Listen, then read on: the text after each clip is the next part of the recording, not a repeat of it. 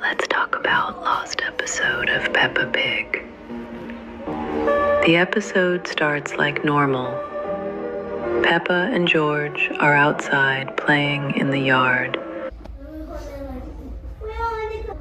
Break the news to the poor little girl. I don't know. The Peppa Pig's parents decided to leave their children alone with Grandpa Pig. They went on vacation, and Granny Pig was temporarily away.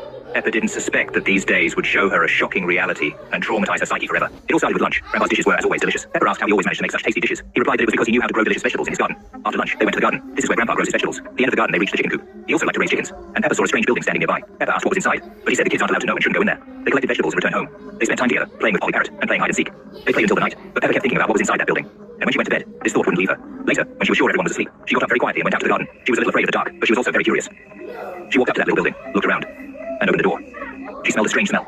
There were feathers everywhere, and it was all dirty. She saw an axe and a saw on the wall. She felt sick. She didn't understand what the room was for. Suddenly, she heard footsteps. She closed the door and started watching. Grandpa Pig was walking to the chicken coop with an axe. He took a chicken from there, and with a swift swing of the axe, ended its life. Peppa cried, seeing the innocent chicken's life come to an end. He didn't understand why he did. Grandpa Pig started walking toward the door. He tried to open the door, but he couldn't. He knocked and walked around for a while, but eventually returned home. Peppa calmed down, thinking she had gone unnoticed. He waited for some time and then went out again. He felt sorry for the chickens, so she opened the chicken coop and let them out. Now they can be free, and no one will kill them. He returned home very quietly and went to bed. Next morning, it seemed like it was just a scary dream. He went downstairs, smelling the breakfast that Grandpa Pig had prepared, and sat down at the table.